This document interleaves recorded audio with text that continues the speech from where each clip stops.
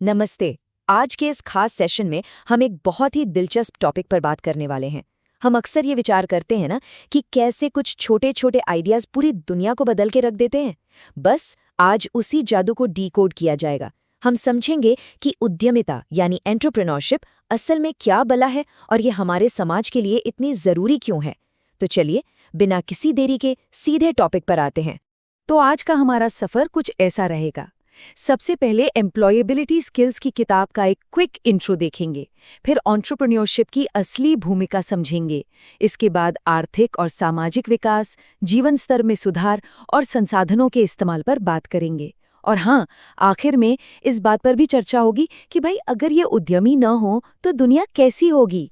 शुरुआत करते हैं कक्षा 9 की एम्प्लॉयबिलिटी स्किल्स यानी रोजगार कौशल की इस एनसीईआरटी किताब से। असल में ये कोई आम किताबी ज्ञान वाली बुक नहीं है। ये उन सॉफ्ट स्किल्स की नींव है जो आज के समय में हर जगह मांगी जाती हैं। प्रैक्टिकल दुनिया में कैसे काम करना है, ये उसका एक शानदार ब्लूप्रिंट है। इस किताब में कई बेहतरीन स्किल्स सिखाई गई हैं, जैसे बातचीत करने का तरीका, खुद को मैनेज करना, टेक्नोलॉजी का इस्तेमाल और ग्रीन स्किल्स। लेकिन आज हमारा पूरा फोकस होगा उद्यमिता कौशल यानी एंटरप्रेन्योरियल स्किल्स पर। ऐसा इसलिए क्योंकि इसका मकसद सिर्फ नौकरी ढूंढना नहीं है, बल्कि जॉब सीकर से जॉब क्रिएटर बनना है, यानी दूसरों के लिए मौके पैदा करना। यूनिट 4, सेशन 2, उद्यमिता की भूमिका। अब हम असल में उन लोगों की दुनिया में कदम रख रहे हैं जो मुश्किलों से घबराते नहीं, बल्कि उनका हल निकालते हैं। तो सबसे पहले इस भारी भरकम शब्द एंटरप्रेन्योर को डिकोड करते हैं। एकदम आसान भाषा में समझा जाए तो एंटरप्रेन्योर या उद्यमी वो इंसान है जो समाज में किसी कमी को बड़ी पैनी नज़र से पकड़ता है। वो देखता है कि लोगों को किस चीज़ की परेशानी है और फिर उस परेशानी को दूर करने के लिए रिस्क उठाता है, अपना बिजनेस खड़ा करता है। मतलब ये सिर्फ पैसा कमाने का तरीका नहीं है, ये असल में लोगों की मदद करने का एक बहुत ही साहसिक कदम है। और टूटे हुए छाते का उदाहरण इस बात को बिल्कुल साफ कर देता है। जरा सोचने वाली बात है, एक टूटे हुए छाते का हम क्या करते हैं? शायद फेंक देते हैं। लेकिन एक एंटरप्रेन्योर का दिमाग यहाँ भी मौके ढूंढ लेता है। उसी टूटे छाते को बारिश का पानी इकट्ठा करने के एक बेहतरीन जुगाड़ में बदला जा सकता है। सच में यही तो है समस्याओं को अवसरों में बदलने का असली माइंडसेट। चलिए, अब व्यक्तिगत सोच से थोड़ा आगे बढ़कर मैक्रो लेवल पर यानी बड़े पैमाने पर देखते हैं। ये रचनात्मक लोग पूरे देश को कैसे आगे बढ़ाते हैं। हमारा अगला टॉपिक है आर्थिक और सामाजिक विकास। अगर एक छोटे से पौधे को सिक्कों के ढेर से निकलते हुए देखा जाए तो ये पैसों के बढ़ने और अर्थव्यवस्था के मजबूत होने का परफेक्ट सिंबल लगता है। और दूसरी तरफ एक साथ मिलकर निर्माण करते हुए लोग हमें टीम वर्क और कड़ी मेहनत की ताकत दिखाते हैं। ये दोनों बातें एक साथ कैसे काम करती हैं, आइए समझते हैं। तो यहाँ समझने वाली बात यह है कि आर्थिक और सामाजिक विकास में आखिर फर्क क्या है। आर्थिक विकास का मतलब है मार्केट में पैसे का घूमना। जब कोई बिजनेस बेहतर प्रोडक्ट लाता है तो लोग उसे खरीदते हैं, इन्वेस्टर्स पैसा लगाते हैं और देश की अर्थव्यवस्था को बूम मिलता है। ये तो हो गया पैसों का मामला। वहीं सामाजिक विकास सीधे तौर पर इंसानों से जुड़ा है। जब बिजनेस बड़ा होता है तो जाहिर है उसे काम करने के लिए और लोग चाहिए होंगे। इससे अच्छी नौकरियां पैदा होती हैं, लोगों के हाथ में पैसा आता है और उनका रहन सहन बेहतर होता है। तो एक तरफ अर्थव्यवस्था ग्रो कर रही है और दूसरी तरफ समाज। देश की इस बड़ी तस्वीर को समझने के बाद अब सीधे आम जिंदगी पर आते हैं। जीवन स्तर में सुधार यानी एक आम इंसान की जिंदगी कैसे बेहतर होती है। जीवन स्तर या स्टैंडर्ड ऑफ लिविंग का बहुत ही सीधा सा मतलब है जिंदगी को आसान बनाने वाली सुविधाओं का होना।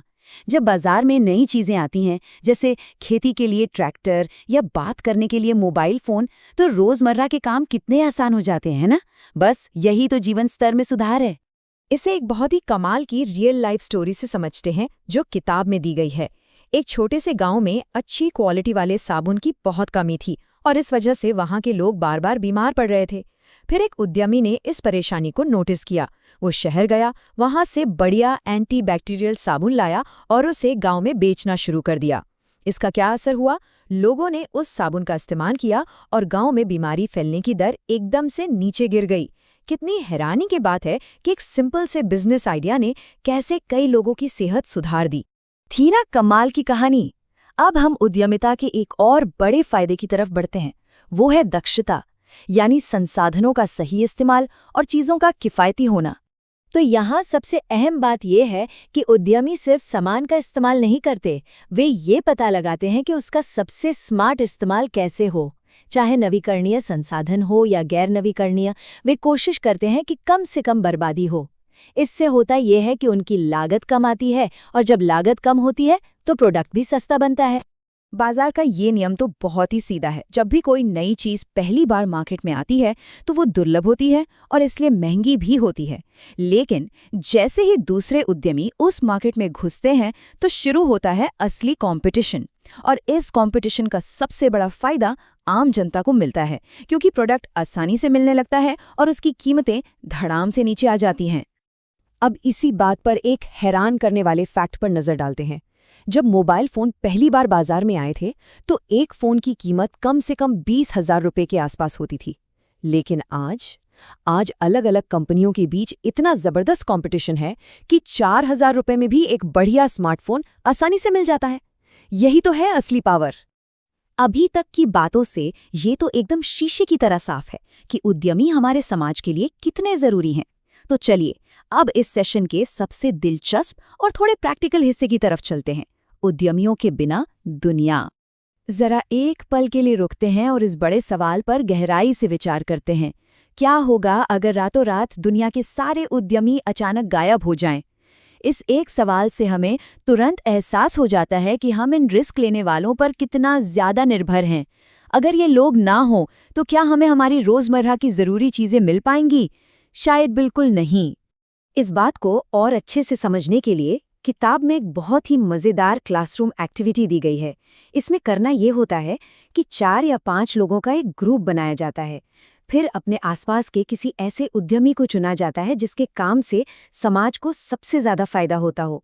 अब बस ये कल्पना करनी है कि अगर कल सुबह से उनका बिजनेस हमेशा के लिए बंद हो जाए तो क्या होगा। फिर आपस में चर्चा करनी है कि इसका हमारी आम जिंदगी पर कितना बड़ा असर पड़ेगा। ये छोटी सी दिमागी कसरत सच में आंखें खोल देती है। और जाते जाते इसी विचार को अपने साथ लेकर चलते हैं। जरा अपने मोहल्ले या पड़ोस के बारे में विचार करते हैं। वहाँ की वो सबसे ज़रूरी दुकान जहाँ से राशन या दवाइयाँ आती हैं, अगर वो कल से अचानक बंद हो जाए तो क्या होगा? पूरी दिनचर्या कैसे हिल जाएगी? आज के इस बेहतरीन विश्लेषण में साथ रहने के लिए बहुत बहुत शुक्रिया। उम्मीद है कि बहुत कुछ नया जानने को मिला होगा। मिलते हैं अगले सेशन में कुछ और दिलचस्प बातों के साथ।